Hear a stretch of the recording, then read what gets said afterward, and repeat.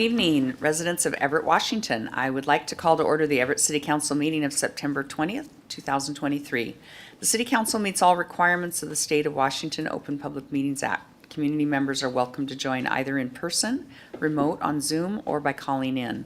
For those who wish to participate in the future on Zoom, you'll find the instructions to register for public comment on the City of Everett website under the City Council Department. Please note we do not allow comments on any kind of campaigning, whether for or against ballot measures or candidates running for office. We also do not accept comments focused on personal matters that are unrelated to city business. Clerk, will you please call the roll? Mayor Franklin. Here. Councilmember Zarlingo. Here. Councilmember Vogely. Here. Councilmember Fossey. Here. Vice President Tui. Here. Councilmember Schwab. Here. Councilmember Ryan. Excused? President Stonecipher. Here. And I'd like to ask Councilmember Zarlingo, would you please lead us in the flag salute? Pledge allegiance to the flag of the United States of America and to the republic for which it stands, one nation, under God, indivisible, with liberty and justice for all. Thank you. And Councilmember Fossey, would you please read the land acknowledgement this evening? Yes, thank you. The City Council wishes to acknowledge the original inhabitants of this place, their hopes, people, and their successor, the Tulalip tribes. Since time immemorial, they have hunted, fished, gathered on, and taken care of these lands and waters.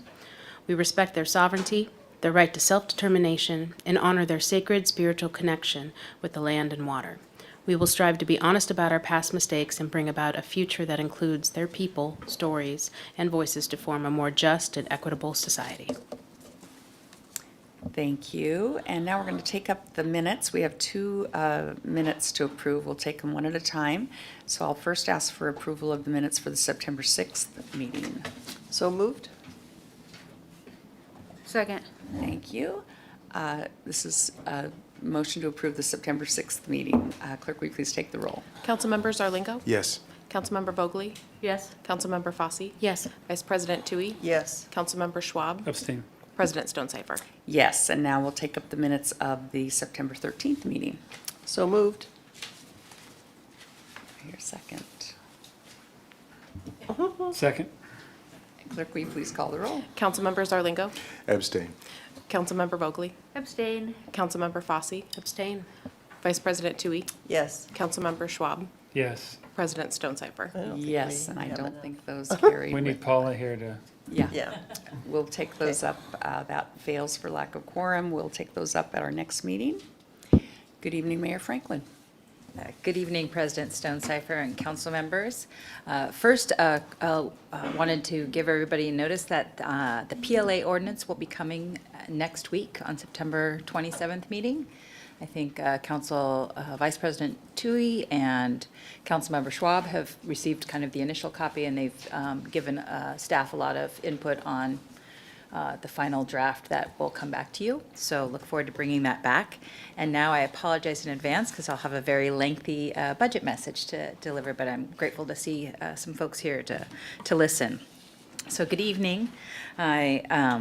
Before diving into my proposed budget, I want to first thank our City of Everett staff members, all 1,200 plus across 20 city departments.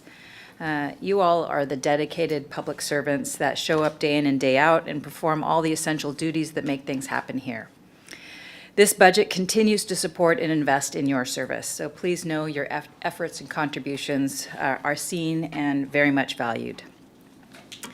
So it's no secret Everett has been facing significant financial issues for many years due to the 1% cap on property tax growth.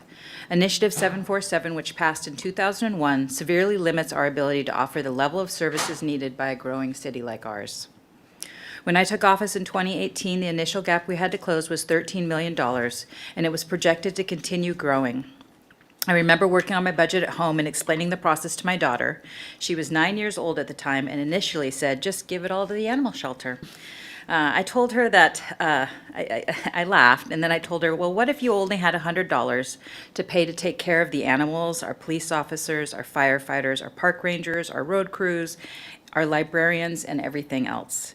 Then she began to understand that all the services we provide are essential and that deciding how much to invest in each area is a really big challenge. So over the years working with this council, we've had many tough decisions to make. We found places to make reductions, and we have worked to close this gap.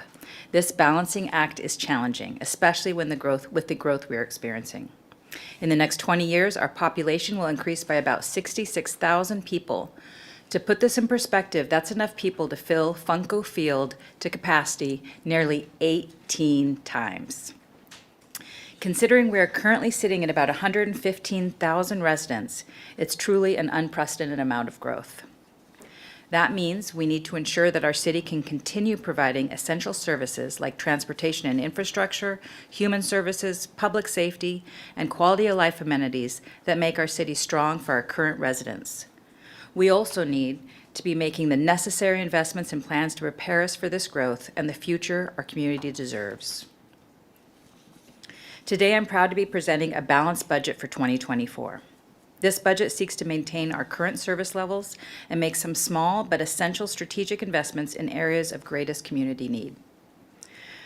We were able to close this year's gap with the support of grant funding and other one-time outside funding, revenue from current boosts in our economy, and some more unsustainable budget balancing actions. These actions are necessary until we can address our revenue challenges and our structural deficit for the long term. In the coming months, I intend to work with our council to deeply consider solutions that would help us get on a more sustainable path. We started this work before the pandemic, if you recall, and now it's time to dive back into it and work together with our residents and community to find a path forward. Amidst all these financial discussions, it can be easy to lose sight of why we do all this. We have something really special here in Everett. I know our staff members and community partners work incredibly hard to make good things happen throughout our city, and there are so many good things to highlight. This year has been by far our biggest for special events. Our fantastic event offerings have been key to developing our city's identity as a tourist destination and generating significant spending for our local businesses. I'm proud to see new events like Downtown Everett Pride Festival and returning events like our 3-on-3 basketball tournament and the Snohomish Women's Run. And it's been great to welcome and re-welcome Shaq's Fresh Paint, Artist Garage Sale, and the incredible volunteer-led 4th of July parade to our downtown. These events bring visitors, revenue, arts, sports, and fun into the community, and we want those to continue. My proposed budget supports continued investment to attract new events and support the growth of existing ones. This includes our premier city-led events such as Sorticulture, the 4th of July Festival, and Wintertide. Another important component of our quality of life is our beautiful park system. The Parks Department, led by Director Bob Leonard, manages over 920 acres of parks and open spaces and 27 miles of trails and paths. One point of pride for our team this year is the completion of the Silver Lake Loop Trail. Our city considered this decades ago, but it just didn't pencil out. However, just before the pandemic, I was invited to participate in the Mayor's Institute of Design and brought this idea forward. Experts from around the country provided us guidance on how to make this happen in a much more affordable way. And now here we are with our finally completed ADA-compliant trail, including beautiful new signage highlighting the history of the Silver Lake community in South Everett. Over the past several months, our team has completed several new amenities that I'm really excited about, like our all-ability accessible playgrounds, our first fitness trail, our new dog parks. Many of these amenities have been supported by grant funding and local partnerships, like the generous funding from Snohomish County Councilmember Megan Dunn for 2 recent projects.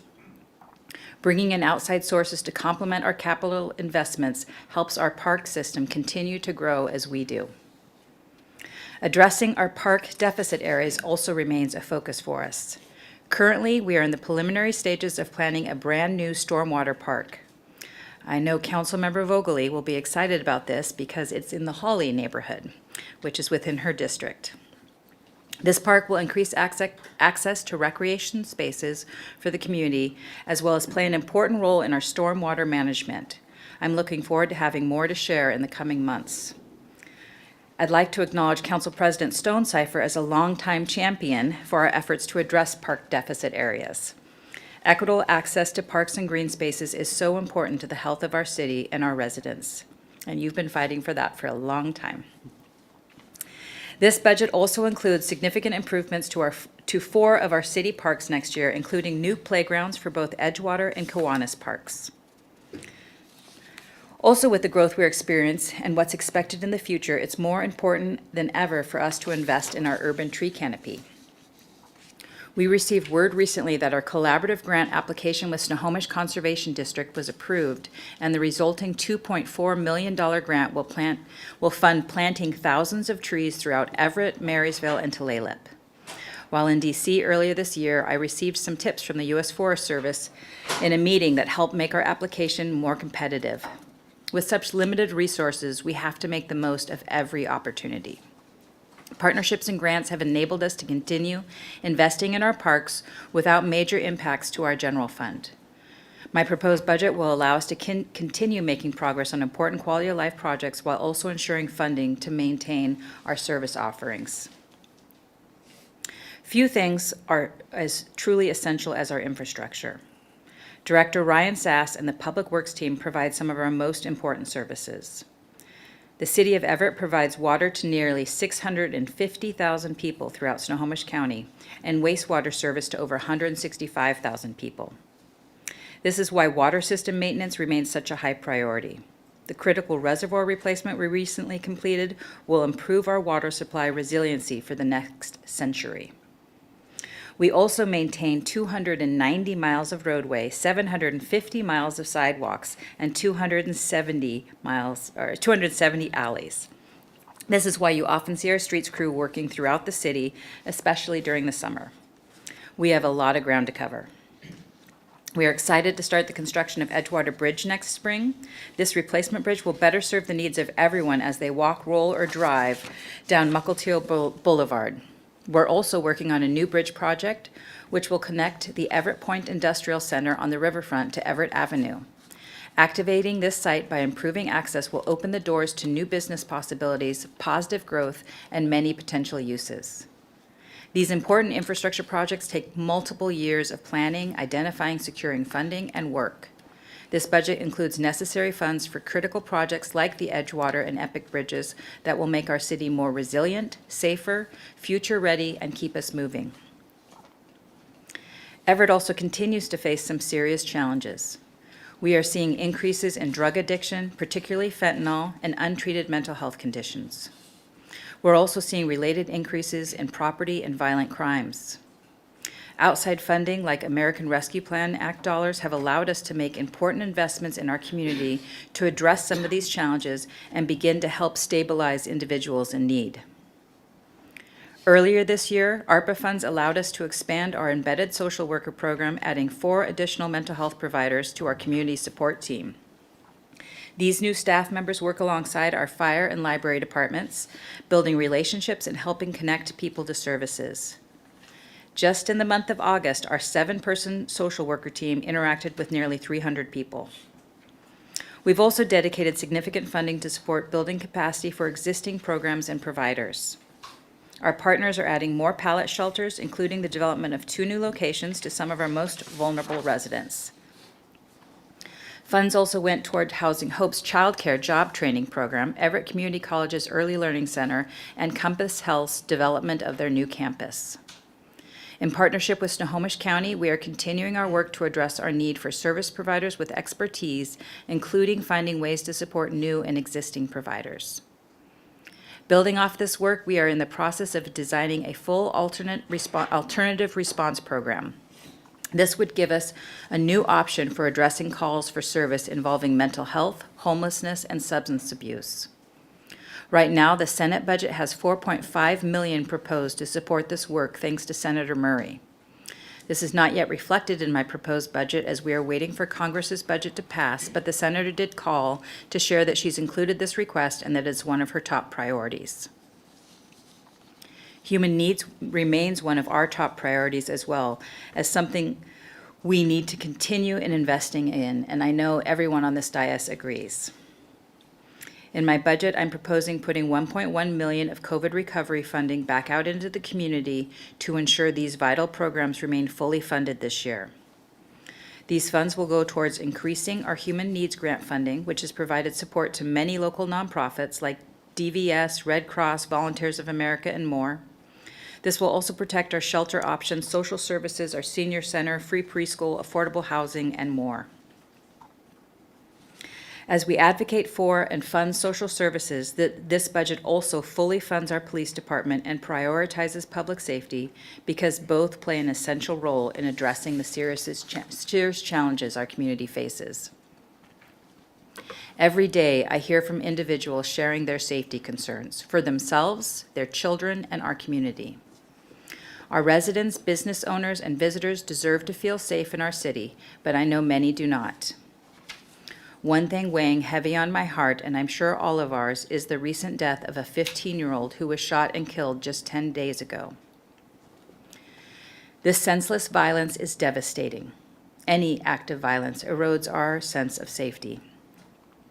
Unfortunately, this tragedy is part of a larger wave of shooting and firearm-related incidents. We are working around the clock to address this locally under the leadership of Chief Templeman and his deputy chiefs, John DeRoos and Jared Irving. I'd also like to call out our anti-crime team and our violent crime unit for their incredible work and dedication to getting dangerous individuals off our streets. Last year, we shared the results of the Matrix study, which identified a clear need for more officers. EPD is and has been understaffed. With this in mind, I'm including a total of 9 new sworn positions in the proposed budget. 2 are fully funded for 2 years by the new Skagit Police Academy to backfill as 2 of our own take on key roles at the school, which will also help us recruit and train officers more quickly. 7 are through the U.S. Department of Justice COPS grant that I advocated for and we received in 2020. This is the last year we can fully utilize the grant funds available. These added positions will move us closer to where our staffing levels should be. I'm also proposing the addition of a wellness coordinator for our police department. PTSD remains a major concern for our public safety workforce.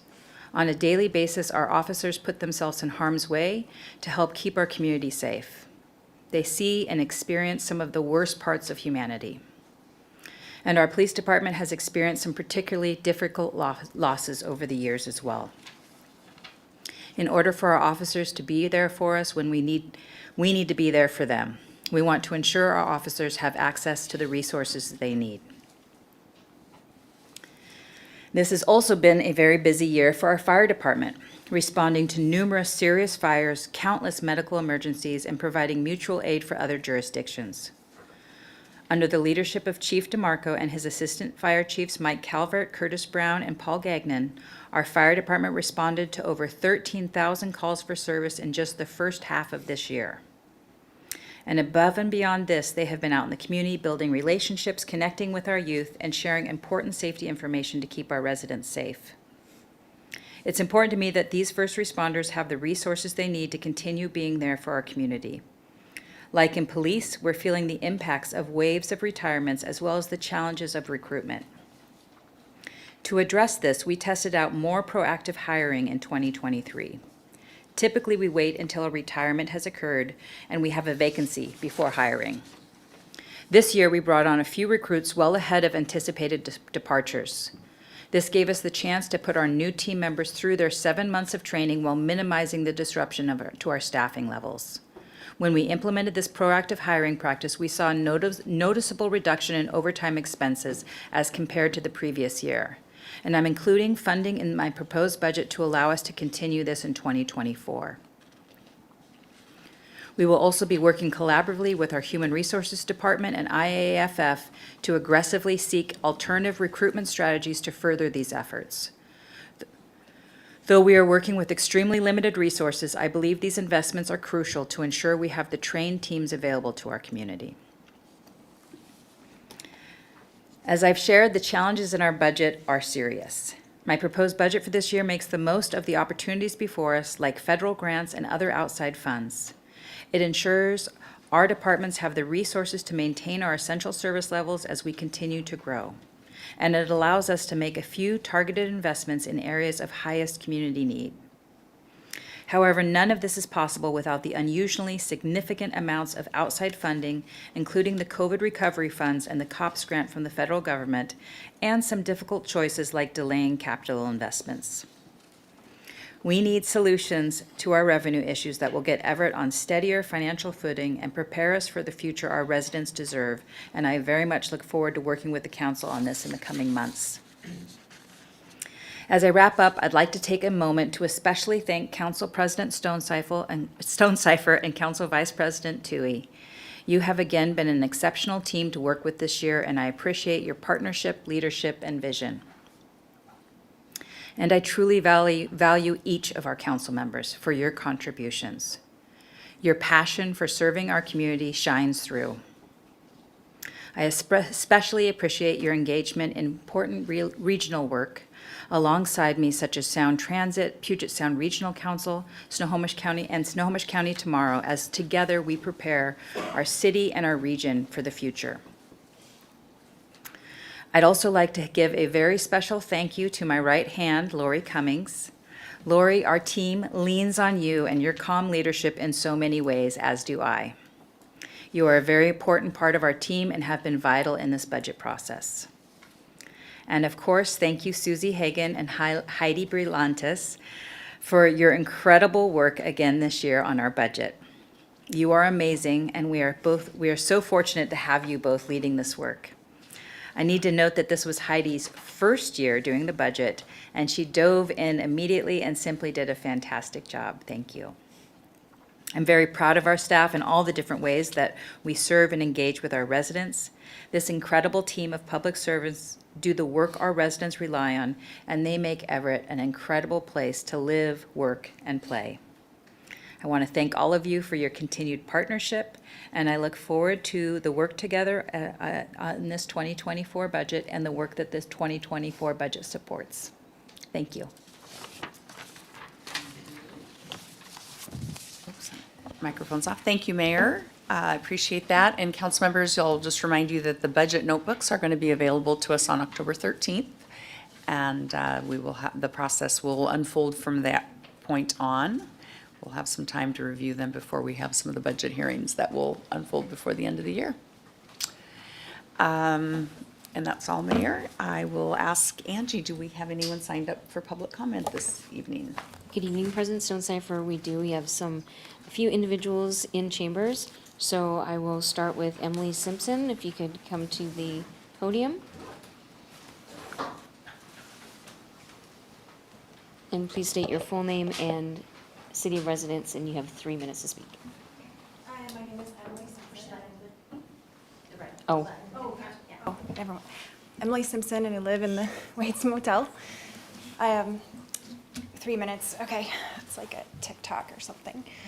I just wanted to do a quick update on this motel, the Blight, that's getting condemned or in the process of it.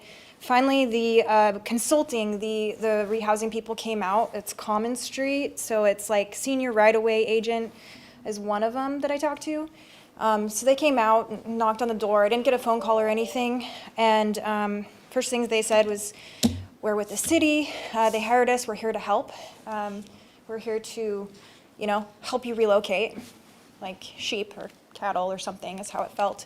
And that's just been the experience as of now. And ever since I got here and I got to Everett, I did make that motel better.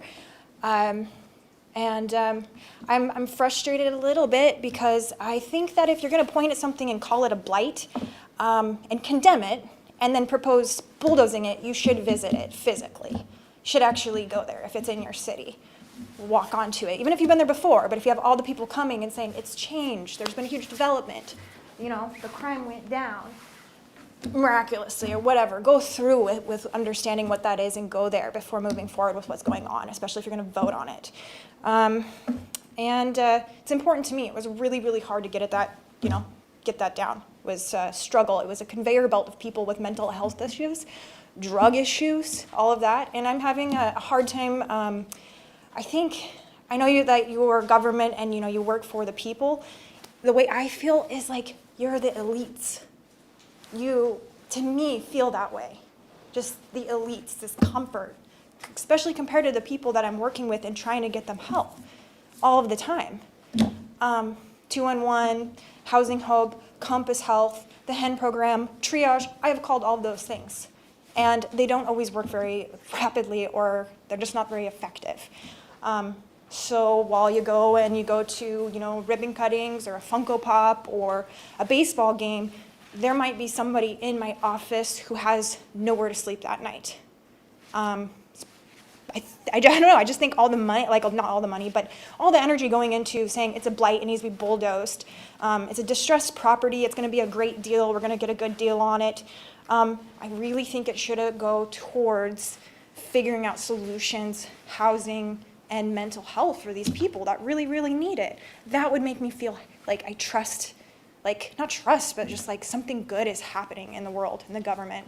So I've just been really disheartened by it, and just brings me back to what I said before, is that I really don't think the government cares about poor people at all. And I think that we ought to buckle up for the future, and this whole 2024 thing is just a bunch of people playing Legoland, and they get their sense of importance from, creating a visual change and playing with money. I mean, it's just, while there's all this tragedy going on, I would say go hang out Casino Road, the Motel 6, and the Bluff Apartments. Get a night there. Next, if Sean could please come to the podium.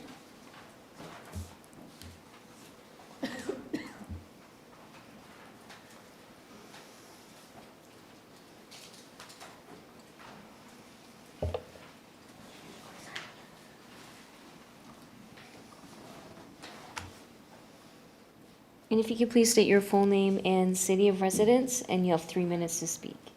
Okay. Do I have to turn this up or something? Okay.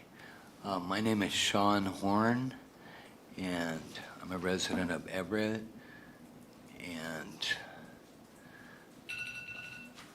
thank you, Council, for giving me an opportunity to speak. My lady friend there had a lot to say. And I agree with her in a lot of ways on certain things also. You talked about the budget and what we're going to do for the city. And I've been in the city for 50 years. I moved here from Seattle. And I saw what Seattle was like then. It was a good town. And Everett was a really good town. You could walk over to a friend's house. People left their garage doors open. We had coffee, townhouse restaurant, places like that. And you're talking about people walking the streets and being safe. I walk the streets every day, late at night. What I think we really need to do to solve this problem with the crime and all the things that you're worried about for the city and for the people that are responsible business owners, make available an area where these people that are homeless can use the restroom. That's a big priority. Nobody wants to see anybody peeing on the street. I don't want to see that. You don't want to see your kids when they get off the bus that go to school, somebody smoking blues. You don't want to see that. I don't like seeing it. You need more police officers walking the beat, not driving the cars. Walk the beat and talk to the people. Try to encourage them to get off drugs. I do. I go out there in the middle of the night. I'm 70 years old. People say, why aren't you at home? That's because I care where I live. And I do this on my own time with my own money. And I know what the problems are in this city. I see them every day. And I'm not afraid to walk these streets. And I see more people walking downtown in groups on Saturday night, and I give them their respect. Beautiful people, holding hands, walking, we're feeling more safe, but we're ignoring the one issue. That is, when you've got people on the streets that are doing things that you don't want and none of us want, you can't just turn your head and beautify the town with flowers and all this other stuff. You better spend the money now on helping the homeless and the people that are addicted to drugs, or it's going to cost you 3 times as much more. And forget about the flowers and all the beautifying and make this like Edmonds or Port Townsend. That's not cutting it. You got major city issues like big town Seattle. You don't deal with it now, it's going to be 3 times worse. That's fact. Thank you. Thank you. If Jim could please come to the podium. Jim? Yep. And Mr. Langus requested 5 minutes in advance, and I approve that.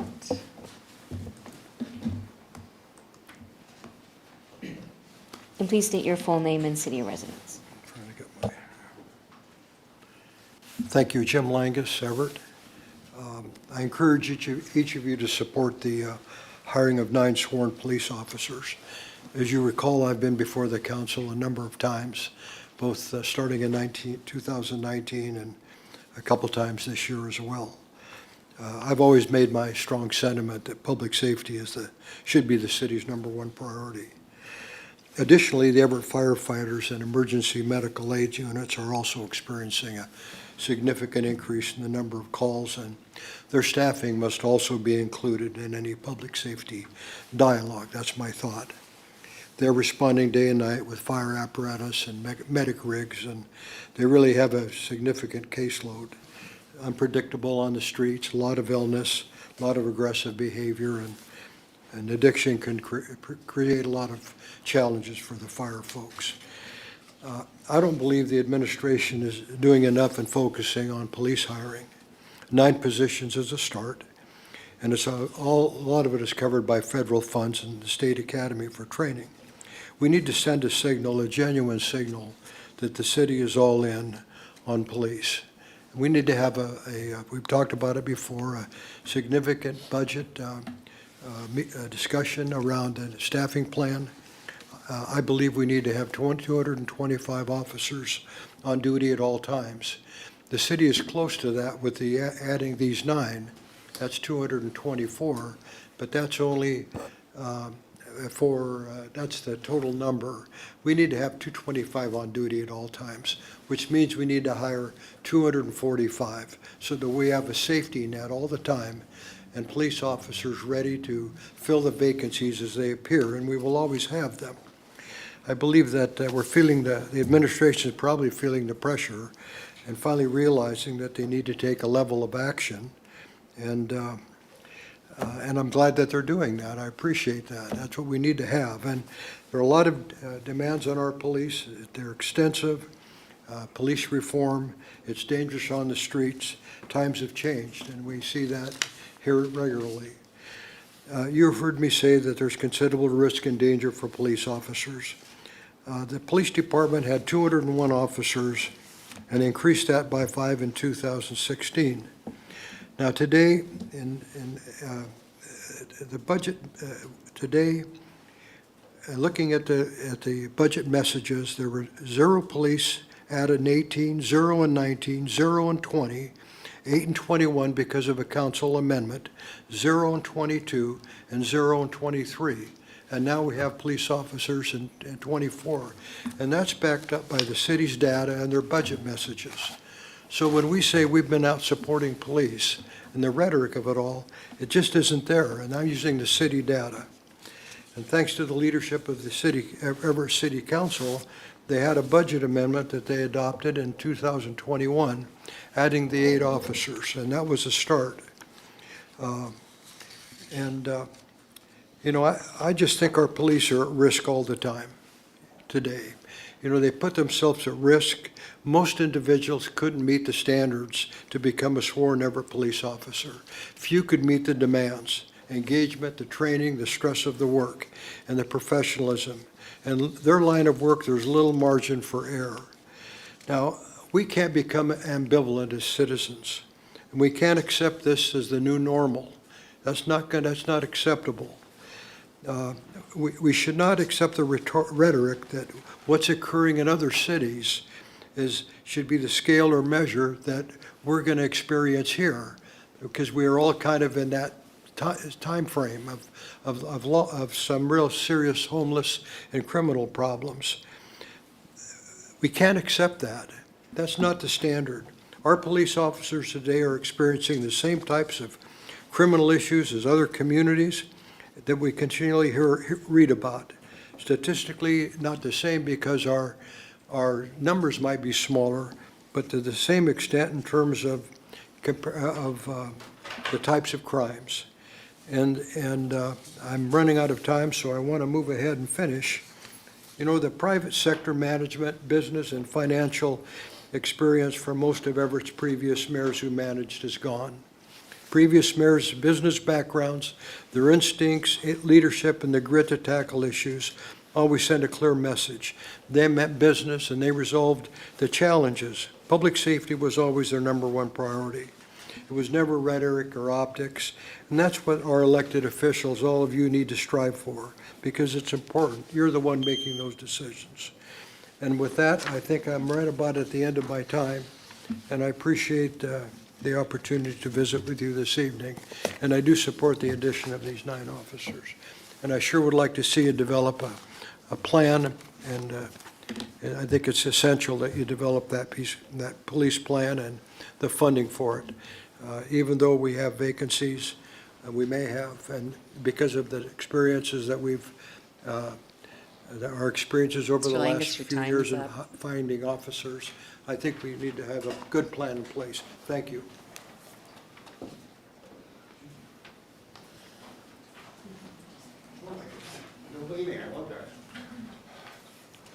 Good evening. My name's Bill. I'm a resident of the city of Everett. Nice to see you, Mayor. I haven't seen you since you were campaigning for your first round. I wasn't going to come down here tonight. That's why I'm so late. But I had to turn it on the YouTube channel so I could watch, and what I saw was Emily there from the Waits Motel. And I just have to, I know, to you guys it's all a dead horse, but I'm going to tell you, you're making a big mistake. You really are. And Wiz is the only one I know that's ever gone down there and checked the place out. And I thought she had a pretty good opinion of it. And the fact that you guys are just shutting it down.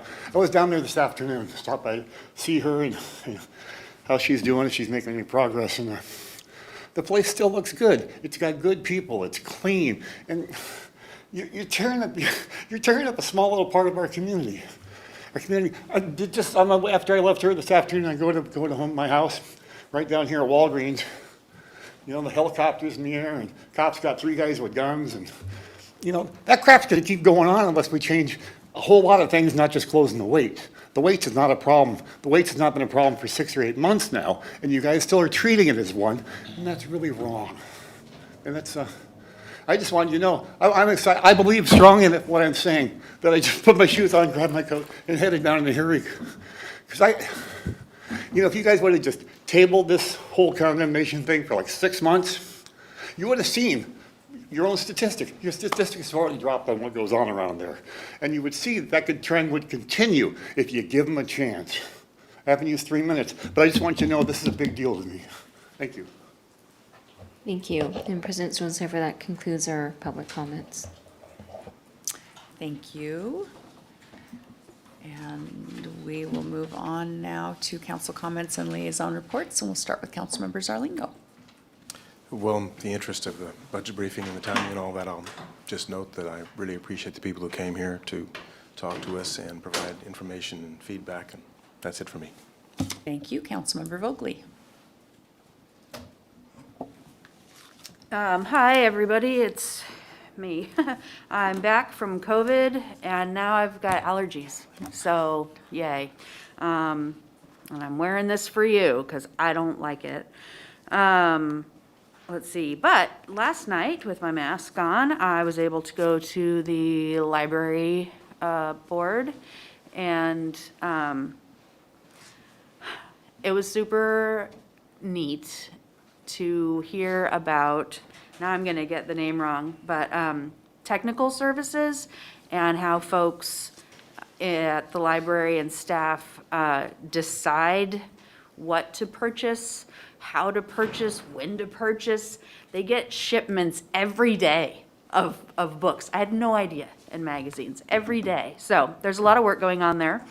I just wanted to share that with you. And I haven't been to the Waits in a while. But as was mentioned, I did go there, and it's still quite the place and quite the not criminal place. So I didn't prepare anything to say about the waits tonight, but I hope that something happens with that is out of my control. And then I think the rest of my stuff has to do with the agenda coming up. So I'll leave it at that. Thank you. Thank you. Councilmember Fosse. No questions and comments tonight, other than thank you for everyone that came to speak at public comment. Thank you. Vice President Tui. Yeah, I don't have any other comments tonight, but I do want to thank, again, all the citizens that came in tonight. I appreciate all your comments. Thank you. Thank you. Councilmember Schwab. Yeah, thank you for all your comments, and thank you for staff for a good turnout tonight. I appreciate it. And I also look forward to working with the mayor's staff on the project labor agreement and disseminating the latest draft on that. And if you live in the Madison View Ridge neighborhood, we have a neighborhood meeting tomorrow at 7 o'clock at Station 4. Thank you. And I don't have a report tonight or comments other than to thank those public speakers who came this evening. Do we have an administrative update this evening?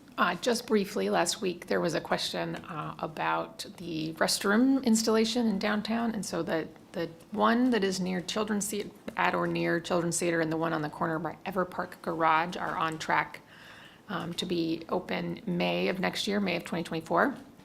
And then the EMB restroom could still make that date, but some scope changes mean that it might be a little bit later than that, but still working, hoping for that same opening date. And that's it. Thank you. And we'll move on to the city attorney's office. Deputy Attorney Rammerman, what do you have for us this evening? No comments, no executive session. Thank you. Thank you. We will move to our consent agenda. Do I hear a motion to approve the 4 consent items? So moved. Second? We have a motion and a second on consent. Clerk, will you please call the roll? Councilmember Zarlingo? Yes. Councilmember Vogely? Yes. Councilmember Fosse? Yes. Vice President Tui? Yes. Councilmember Schwab? Yes. President Stonecipher? Yes. Now we'll move on to our action agenda. Item 5 is Council Bill 2308-41, third and final reading. Adopt an ordinance creating a special improvement project entitled Phil Johnson Ball Fields Playground Renovation, Fund 354, Program 089, to accumulate all costs for the project. Do I hear a motion? So moved. Second. Thank you. Any questions or comments on item 5? Clerk, will you please take the roll? Councilmember Zarlingo? Yes. Councilmember Vogely? Yes. Councilmember Fosse? Yes. Vice President Tui? Yes. Councilmember Schwab? Yes. President Stonecipher? Yes. Item 6, Council Bill 2308-42, third and final reading. Adopt an ordinance amending and closing the Special Construction Fund entitled Police Impound Yard Additions and Alterations. Fund 342, Program 033, as established by ordinance number 3808-21. Do I have a motion? So moved. Second. Thank you. Any questions or comments on item 6? Clerk, will you please call the roll? Councilmember Zarlingo? Yes. Councilmember Vogely? Yes. Councilmember Fosse? Yes. Vice President Tui? Yes. Councilmember Schwab? Yes. President Stonecipher? Yes. Item 7, Council Bill 2308-43, third and final reading. Adopt an ordinance approving the appropriations of the 2023 revised City of Everett budget and amending ordinance number 3961-23. Do I have a motion? So moved. Seconded. Seconded. And do we have any questions or comments on item 7? Councilmember Vogely. Oh, Susie, can I have you up here, please? Thank you. And also previously, Suhail Nasser spoke to my questions last week, and I appreciate that. And I forgot to say that earlier. Okay. And I'm sorry that I didn't write to you earlier, but it does have to do with questions that I have written earlier. And it's about occupation codes and just kind of giving me an idea for the position changes in this amendment according to market rates and duties of folks. I am not finding very many occupation codes that are either currently existing or like the names don't match with it. And then it's looking like for the position change and occupation codes, those are, a lot of them are new numbers, but some of them have actually moved up so what's my question? Are these all current numbers besides the 6,000 for the, what are you called?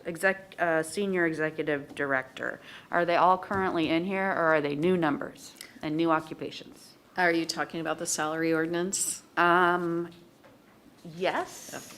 Many of those are new, and they'll be coming forward in the salary ordinance in December. Okay.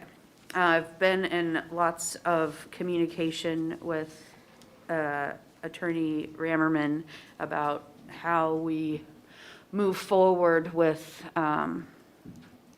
occupations and filling them and creating all of that. So that was just an interesting thing. That I don't think I can go very much farther with because my point has been made. That these are new job titles. Oh, wait, so some of them, like in an email I had gotten that, like the attorney was moving up in range. And so that made sense because I could find that in the salary ordinance, but, like risk manager, I think, which is also in legal, but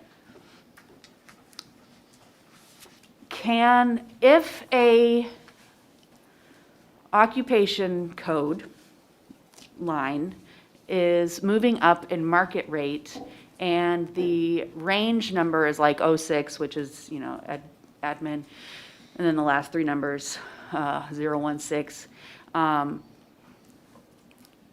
it just be moved up to 017 and put that in the ordinance, salary ordinance, or is it a whole nother occupation code with then a whole nother range of salary? So you have kind of a mix of things that are happening Yes. in this amendment, and some of them will be existing positions that where they went through the review process of the appointive compensation committee. The market study happened through HR, and they were approved through that process. And so in the salary ordinance that you'll see in December, you'll see those same occupation codes just reported at a higher range as according to that approval. And some of the positions are actually new classifications that have been created, and in those cases, you'll see a new occupation code in the salary ordinance with the corresponding range that was approved through the appointed compensation committee. You also had some AFSCME positions in there that also went through a market study. I believe that they were some of our IT positions, and those go through a labor process for approval on those. And those will, I think that those will actually, I think those will be new occupation codes that you'll see, but I can verify that and get you the details. Okay.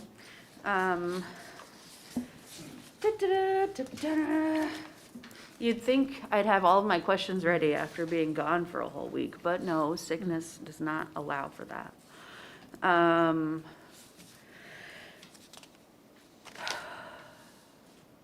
I still couldn't find the Public Works Director, and I know he exists. I know. So what department is that in? Do you remember off the top of your head? Because it's not Public Works. Well, there's also an engineering section and a public works section, so I can provide you, I'll highlight in the ordinance and provide that to you. Okay, cool.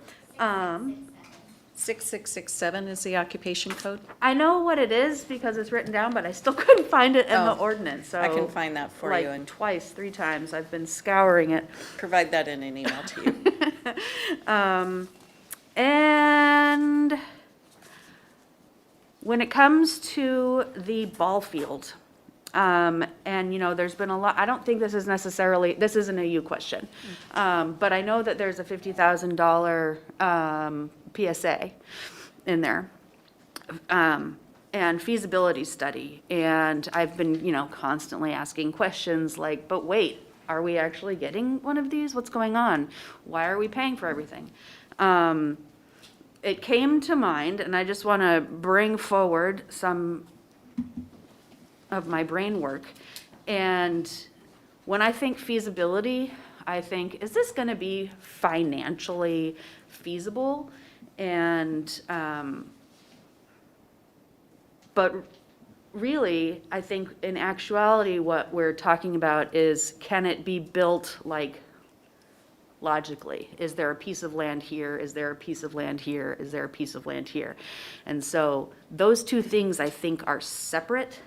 I wrote down, the abstract use of feasible also accounts for the word that expresses a putative, conceptual, or hypothetical state, feasibility. We frequently encounter feasibility study, but not doability study. As long as something is just an idea, it's feasible. When it's time for action, we need to find out if it's doable. So I'm just putting out, and that came from like the Oxford Dictionary about, hey, look at how our language works.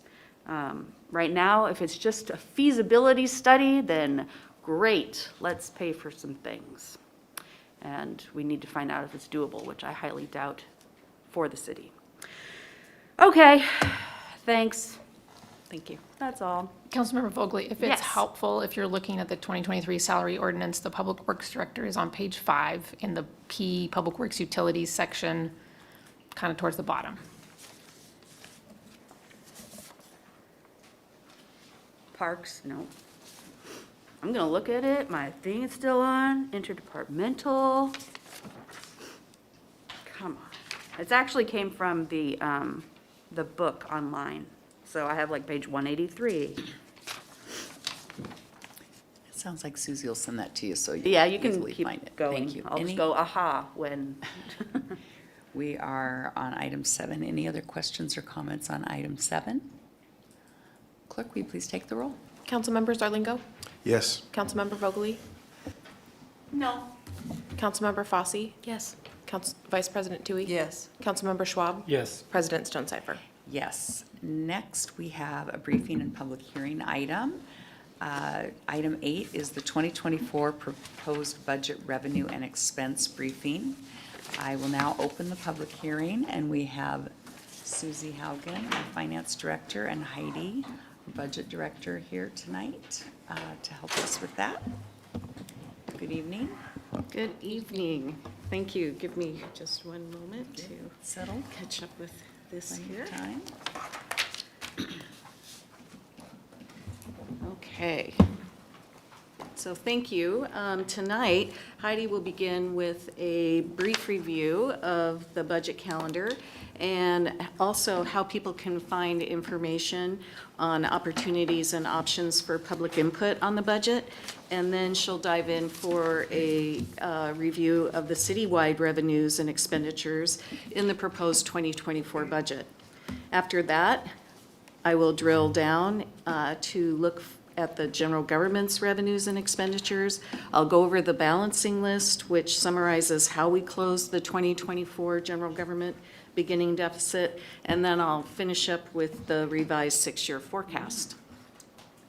And I'll turn it over to Heidi. Perfect, thank you. The city begins its annual budget development process in the spring.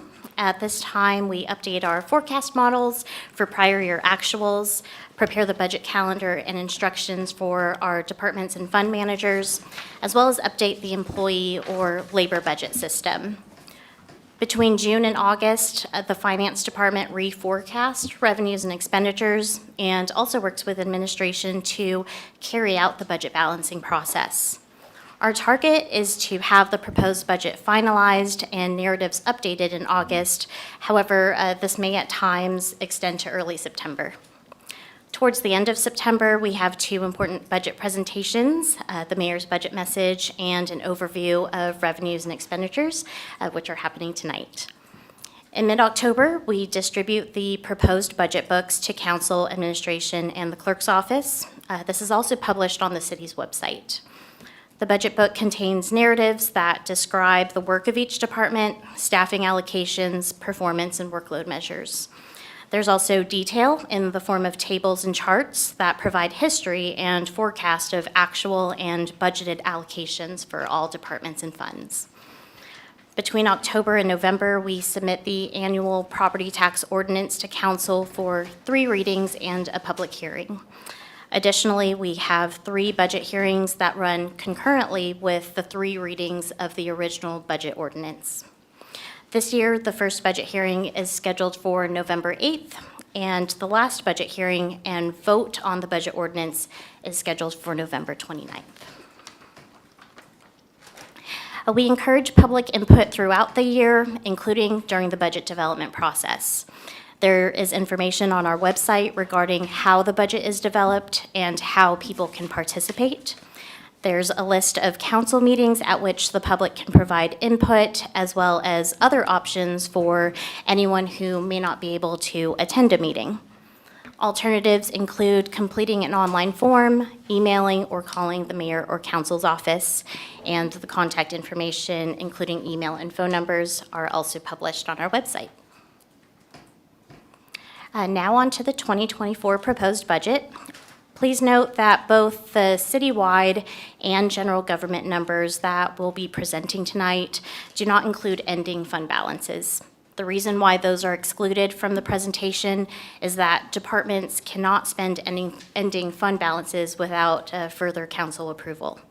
Additionally, by doing so, the numbers in the following slides better represent the expenditure authority that council will be considering in the proposed budget. The proposed 2024 citywide revenue budget is $424.6 million. This is a decrease of 20% or $110.8 million from the 2023 original budget.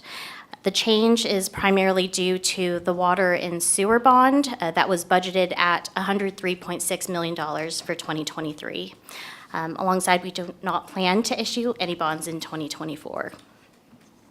The bar chart on this slide shows the amount of each revenue type in the forecast. Each revenue type is further divided by general government and non-general government sources. General government revenues are represented in blue and non-general in green. Charges for services and taxes make up 82% or $347.5 million of citywide revenues. Notably, you can see that non-general government services are primarily supported by charges for services, and general government is supported primarily by taxes. The largest component of charges for services is water and sewer rates, which account for $112.1 million or 61% of that revenue category. The largest component of taxes on a citywide basis is sales tax, and this accounts for 40% of the tax total. Transit and general fund are the 2 main recipients of sales tax. Grants and other federal revenues at $13.8 million consist of federal and state grants, community development block grants, the CHIP program, and other confirmed grants at the time of budget development. Transfers at $30.2 million represent internal movement of resources between funds rather than new money coming into the city. Miscellaneous revenues include interest earnings, internal payments for health benefits and liability insurance, facility rentals, donations, and other general miscellaneous items. And the total for this is $15.6 million. Intergovernmental revenue includes our state shared revenues, and the total estimate for '24 is $12.1 million. Lastly, we have licenses and permits that are forecasted at $4.6 million and fines and forfeits at $1 million. The 2024 proposed citywide expenditure budget is $438.8 million. This is a decrease of 19.2% or $104.4 million from the 2023 original budget. Like the revenue side, the large year-over-year change is the absence of a bond issue in 2024. This chart presents the budget distribution by budget priority order. The housing, transportation, and infrastructure priority makes up 43.9% or $192.7 million of the total proposed expenditure budget. CDBG, CHIP, community development, transit, public works utilities, and street expenditures, for example, fall within this priority. The safe community priority makes up 29.6% or $129.7 million of the budget. This priority accounts for police, fire, prosecutor's office, and municipal courts expenditures. The responsible and responsive government priority makes up 16.7% or $73.1 million of the budget. Council, administration, and support departments such as HR, finance, IT, and planning all support this priority. The economic and cultural vitality priority makes up 7.7% or $33.9 million of the dollars of the budget. Parks, economic development, and municipal arts all support this priority. And lastly, we have the engaged and informed community priority, which makes up 2.1% or $9.4 million. And this is comprised of our communications and engagement as well as library expenditures. That concludes our presentation on the citywide portion. I'd like to open up for questions before we move on to general government. Councilmember Vogely and then Vice President Tui. Public service announcement. All of those things that I was talking about earlier, I was looking at the wrong salary ordinance. It was in the book, there's a lot of difference between the 2022 and the 2023, and so I'll have to reevaluate all of my questions. Thank you.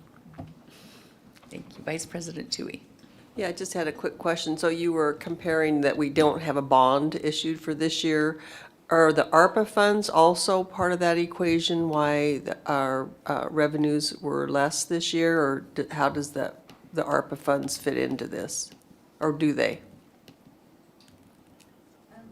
Yes, they do, but they are not as of a magnitude as that $100 million bond issue. So But we it just was- didn't, we were focusing on the primary But reason. it was part of that Yes. difference. Okay, thanks.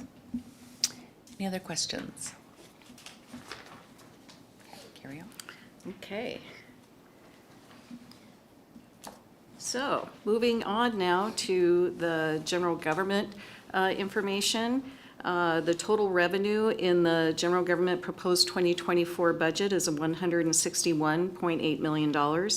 This chart illustrates the city's dependence on taxes to fund the delivery of basic public services. In the proposed 2024 budget, taxes, which include property sales, B&O, utility, and other taxes, provide $141.3 million or 87% of total funding for general government operations. Transfers and miscellaneous revenues, which represent funds coming into the general fund to support basic services, include interest earnings and rent, and they are estimated at $16.9 million. State revenues, which include items like gas tax, liquor excise tax, and tax on marijuana, come to $6.1 million. Interfund service charges and charges for goods and services together are estimated to be $9 million in 2024.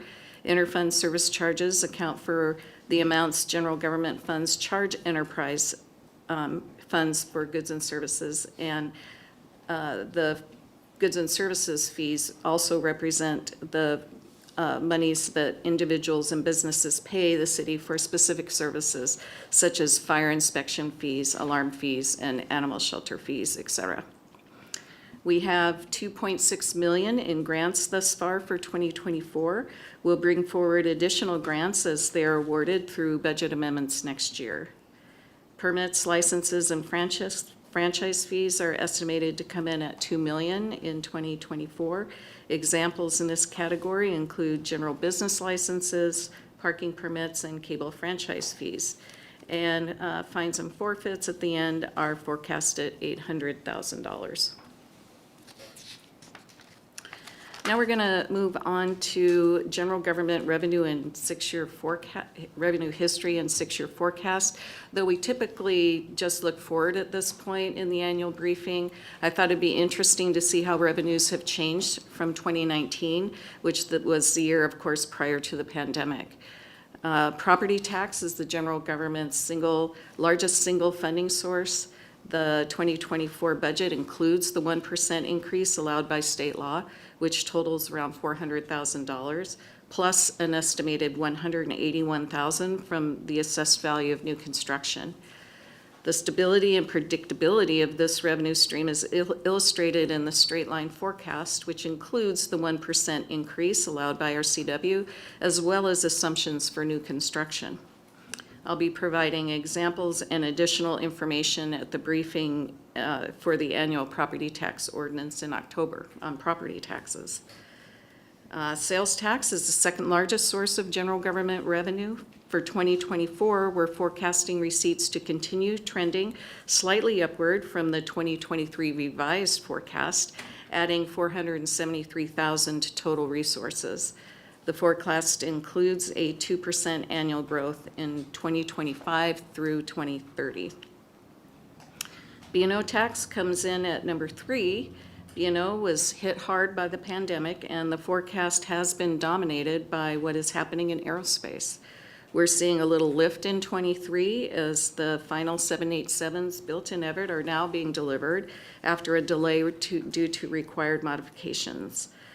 Also in 25 is the impact of the B&O tax ordinance amendments that are adopted last year that raise the threshold for gross receipts that are eligible for the tax rate reduction from $8 billion to $8.5 billion. And we are also anticipating the launch of Everett's line of 737 MAXs next year with possible first deliveries in 2025. So that is really good news. Utility tax is the fourth largest revenue source for the general government. Utility tax is one of the most difficult to forecast due to impacts from factors such as weather, changes in technology, and consumer behavior. Utility tax receipts have been underperforming for some time. In fact, we had been progressively reducing our budget estimate for the past few years. However, we have seen a slight uptick in a couple of the line items, so the 2020 forecast is mixed, with growth anticipated for natural gas and electricity, and a slight further decline in garbage, cable, and telephone. Question? Yes. Go ahead. Question, thanks. Might as well stop here before you flip the slide. So in 2019, it seems that we are less dependent on sales tax for revenue. Is that correct? Yes, sales tax has been extremely strong in 2022 and 2023. A lot of that has to do with construction, which of course is cyclical. So is it true to say then the city is much more dependent on the sales tax for revenue, and it's much more of an unstable revenue source than a property tax and B&O and others? Is that correct? that would be true, especially as our sales tax increased by quite a bit over the last couple of years, and property tax, as we know, is held to that 1%. Because I'm curious what it looked, if we went back 3 or 4 years, I think you would see a really unstable source. Mm-hmm. And during inflationary times, is it true that sales tax usually rises at first? Yes. And then eventually it drops off? Well, it really runs with the economic cycles. So if the economy is strong and people are working and have disposable income to spend, then our sales tax will reflect that. If the opposite is true, obviously, our sales tax shows declines. I see that you're forecasting it to be pretty stable, though, at this point. Yes. Okay, thank you. Other questions? A little more about sales tax. So, it really has been really extraordinary, both last year and this year, as the economy has been recovering from COVID. And as previously noted, we anticipate the city will maintain that level of activity through 2024. And this chart shows what type of taxable activity contributed to that $9.5 million growth from 2019 actuals to the 2024 forecast. 2019 was our prior high point in sales tax revenue before the pandemic. And the steps that you see in this chart reflect industry sectors that are identified by the North American Industry Classification System, which is commonly referred to as the NAICS codes. And this is the structure that we use as we're forecasting sales tax. So we go into these individual NAICS codes and look at the activity in there individually, sometimes drill down to individual businesses that are within there looking at seeing how things are going. So we start in 2019 on this chart with the blue column, the light blue column, and you can see we started at $29.6 million in actual revenue in 2019. And in order of magnitude, we first have retail, and retail is adding about $2.8 million to our sales tax receipts between 2019 and 24 forecast. A significant factor in retail is the shift to online shopping that started prior to 2019 but surged at the onset of the pandemic and has continued to grow since that time. Online shopping is helping Everett to recapture lost sales due to the commercial growth that we've seen to the north and the east and the south of the city. And, we're still watching this very closely to see if there's a shift back to in-person shopping, but, now that the restrictions have been lifted from COVID, but so far we're still seeing strength in that area, which has been really good for City of Everett's receipts. Next, we have construction, which I've already mentioned, has been really strong, and that has added $2.2 million to the forecast. Construction activity in Everett has set new records in the last couple of years, actually. Wholesale is next at $1.4 million. Food services and accommodation was also hit very hard by the pandemic, but is now forecast to be well ahead of pre-pandemic levels with $600,000 of the growth. Professional, scientific, and technology accounts for $522,000. Examples in this category includes title companies, tax prep, architectural, and engineering services. Admin support, service, and waste management contribute $437,000 to the growth. And this sector includes security systems, locksmiths, exterminators, landscaping services, waste management, and remediation. Transportation adds $429,000 and manufacturing $211,000. And finally, all other sectors together contribute $961,000 to the overall difference between our 2019 actuals and the 2024 budget forecast. Susie, on the retail, remind me, when did the sort of destination tax collection system was that before pre-2019? 2008. Okay, great, thank you. So moving on to expenditures, this next chart shows the proposed general government expenditure budget by priority. Approximately $97 million is allocated to Safe Community, which represents slightly more than 1/2 of total general government expenditures. Responsive and responsible government is allocated $29.5 million, and it's really important to note here that support departments serve all city departments and actually bring in offsetting revenue for that work through our cost allocation plan. So the net cost of support departments is $23 million. Economic and cultural vitality accounts for $16.7 million. In addition to the $16.7 million in general fund resources, departments in this category have funding available from special revenue funds such as the Parks and Library Reserves and our CIP funds. Housing, transportation, and infrastructure expenditures in the proposed budget total $16.6 million, and engaged and informed community total $7 million. And for additional detail on priority allocation, we'll be providing a complete matrix in your proposed budget books, which, as Council President noted, should be available on October 13th.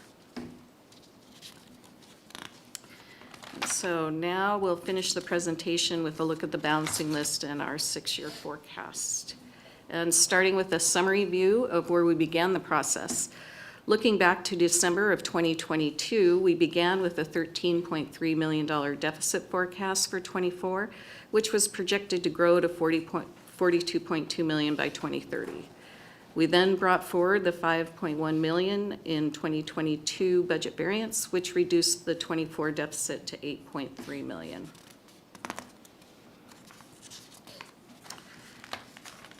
And now we'll go through the changes that went into the revised forecast as a result of the budget development process. And this slide summarizes the updates we made to the revenue forecast. The most significant changes were to sales tax and B&O tax, which together total $5.5 million. As previously mentioned, our '24 revenue forecast assumes a continuation of the trend we've been seeing over the past 2 years, due to continued strength in retail and construction activity. Other changes include an additional $736,000 in utility taxes due to anticipated rate changes and population growth.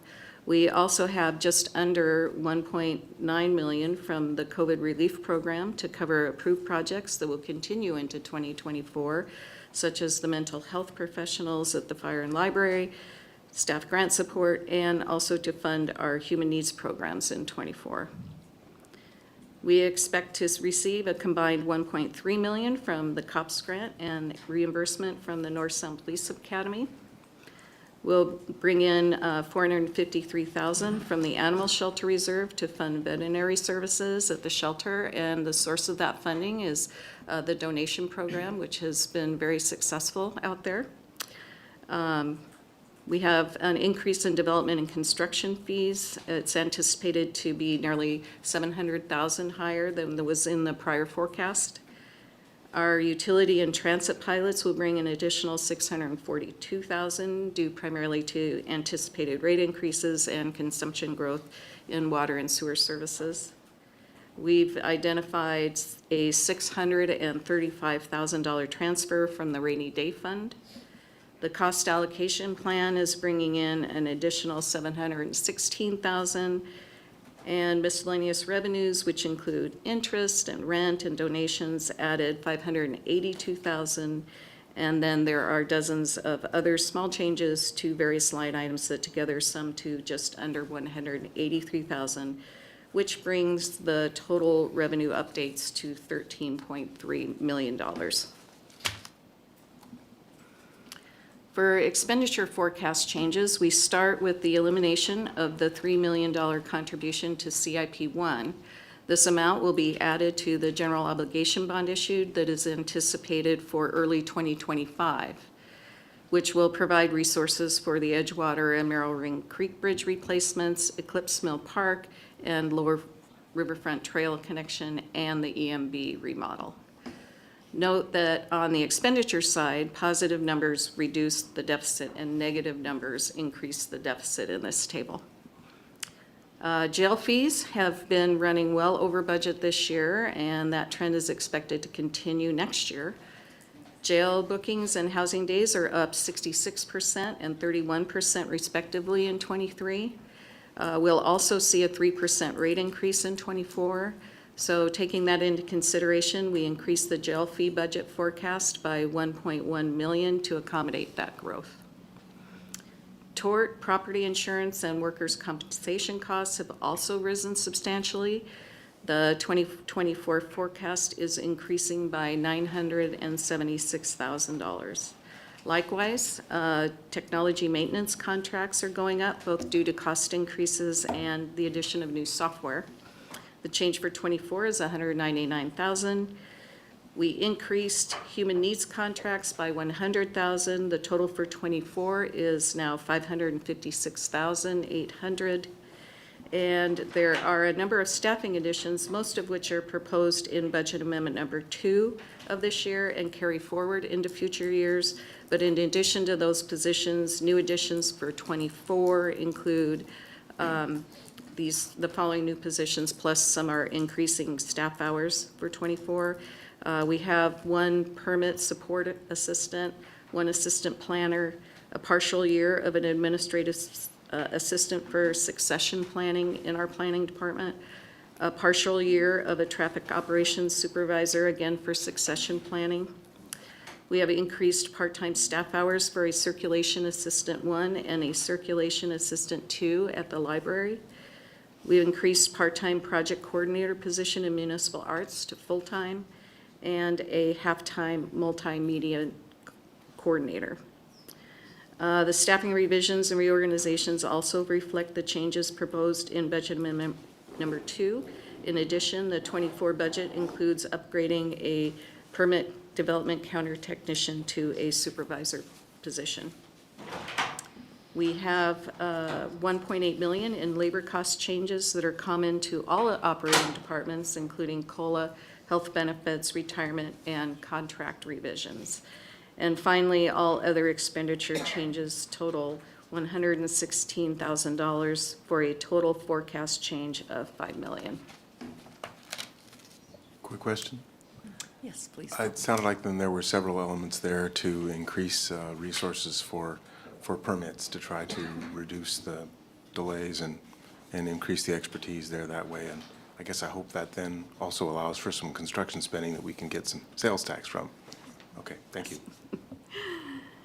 And I'll close with the revised 6-year forecast. The good news is that, of course, the 2024 budget is balanced. However, as I mentioned in the last Budget Committee meeting, achieving a balanced budget without cuts to services required more than $9.5 million in unsustainable balancing measures, including suspending the Left One pension contributions for 1 more year, eliminating the annual contribution to CIP1 as noted on the previous slide, bringing in one-time funding from the COVID relief program to support the city's 2024 human needs programs, and a potential draw from the rainy day fund.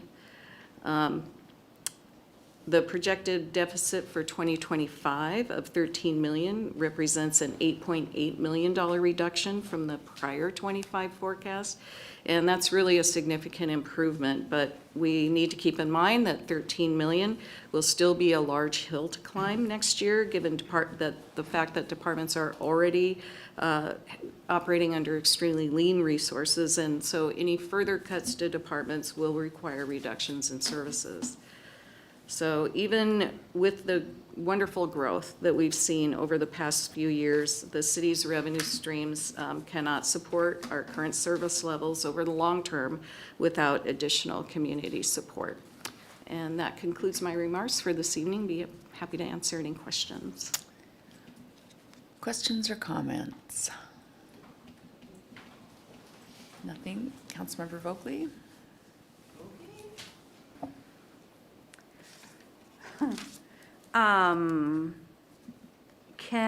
Let's see. With the COPS grant, you can probably both answer. How many law enforcement officers have we hired with the COPS grant specifically since 2020? Because that's when council said yes. 9. 9. And so we're in the new one, in this budget for 2024, we want to increase that by 7, so not 6, so 16. That will be the full amount That's of the the full COPS grant. Correct. Okay. And are we asking for the COPS grant to be extended? Because I know we said yes in 2020, but maybe it didn't start till 2021. So maybe I'd like to have the chief respond to that. Thank you.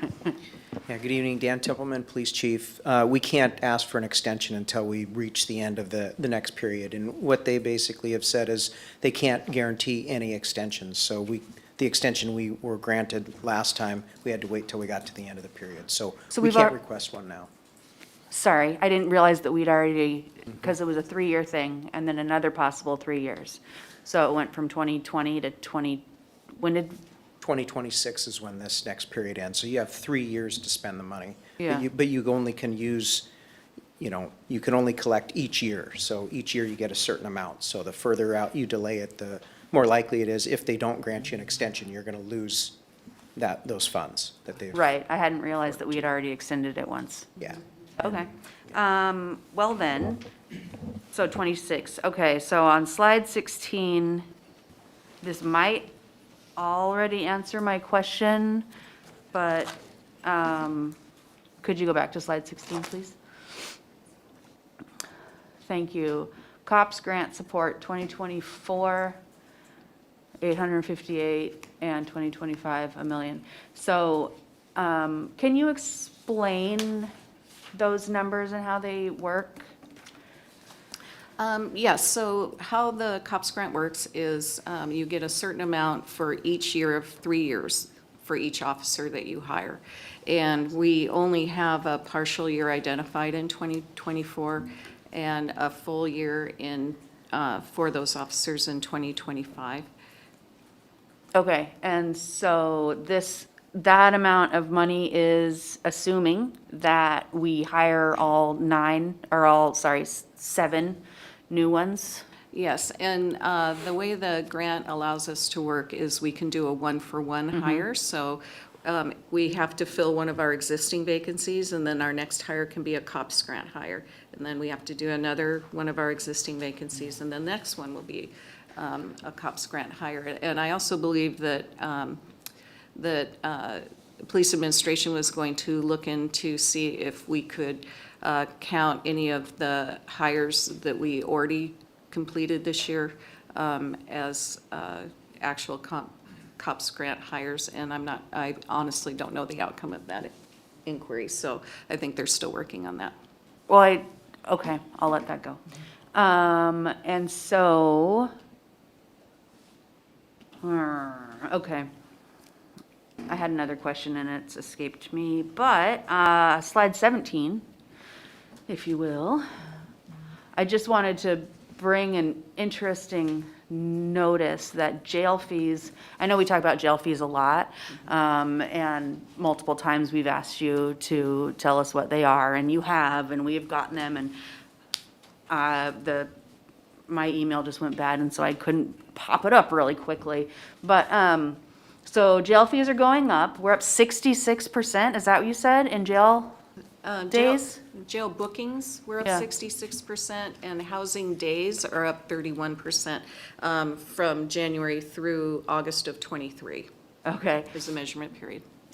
That's significant, and I just think it's interesting how, and this is nothing to you, this isn't a noticement on budget people, that jail fees are 1.17 million, and the human needs grants are like $1 million less than that.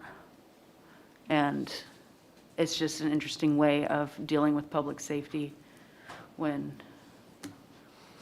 we look at, and to see how we are spending our money. So, that is what I have for tonight. Thank you. And also thank you for just doing all of it. Thank you. Any other, Councilmember Schwab? Yeah, just a clarifying question, with the 2024 budget proposal, we're assuming that all the positions of both police and fire will be filled? Well, we fully budget in the departments for all of their authorized positions, but we do also include in the '24 budget, in our non-departmental fund, a vacancy offset number. And so this year, we have an assumption, or for '24, we've included an assumption for, that the city would have an average of 40 vacancies at all times that we're carrying. And, we don't identify exactly what those vacancies are going to be because, at this point, we don't know. They could be anywhere.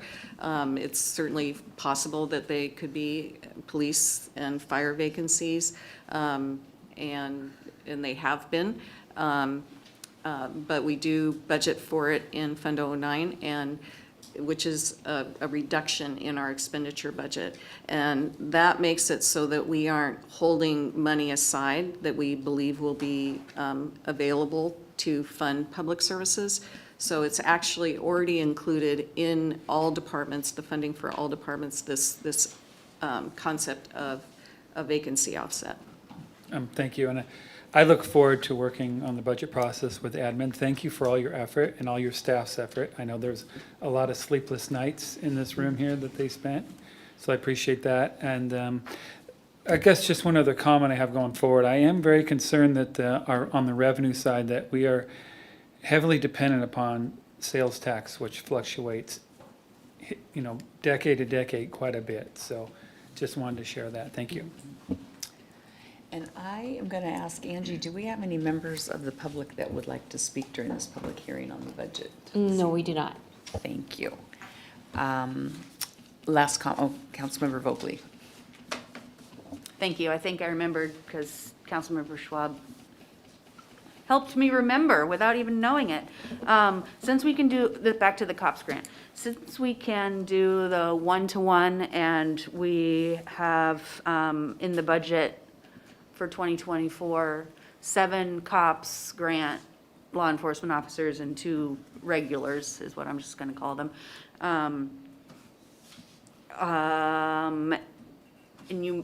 Because it's the one-to-one, it makes it kind of confusing, but are we planning on filling the COPS first? Because if not, then won't we have to hire 7 regular police officers in order to get the 7 COPS grant folks? Essentially, we will, thank you, sorry. Yes, we are going to need to fill 7 vacancies and the 7 COPS grants, 1 for 1. But we have those vacancies already. We Is do. that, maybe that's where I'm getting confused. And so we're just gonna add 2 more. So that will be, The 2 positions that we are hiring as backfill for our academy officers that are going to go work at the academy, those are actually not part of the required staffing for the COPS grant. So Right. what we're looking at is what was our staffing when we were awarded the grant, and so that number plus the COPS grant COPS that we've hired, and that would be our total staffing requirement for to satisfy the COPS grant requirement. So those other 2 positions are not part of that calculation. right, which means we'd actually need to budget for 9 regular police officers? There is all 9 in the proposed 24 budget, and they actually Okay. just passed in the budget amendment we just did. Right. Yeah. Okay, thank you. I think I understand. Okay. Before I close the public hearing, I just wanted to say, Susie and Heidi, thank you so much for all, I know that this is, everybody in this audience probably has contributed to all this work, but thank you for all the work that you've done, getting us kicked off here on the budget process. And I know that's kind of the end of the road for you, but for us, in some ways, it's a little bit of the beginning of the road. So look forward to working with you over the next couple months to get the budget approved. And so now I will take a motion to close the public hearing. So moved. Second the motion? Thank you. We have a motion and a second to close the hearing. Take the roll, please. Councilmember Zarlingo? Yes. Councilmember Vogely? Yes. Councilmember Fosse? Yes. Vice President Tui? Yes. Councilmember Schwab? Yes. President Stonecipher? Yes. And that brings us to the end of our agenda. With no further business, we are now adjourned.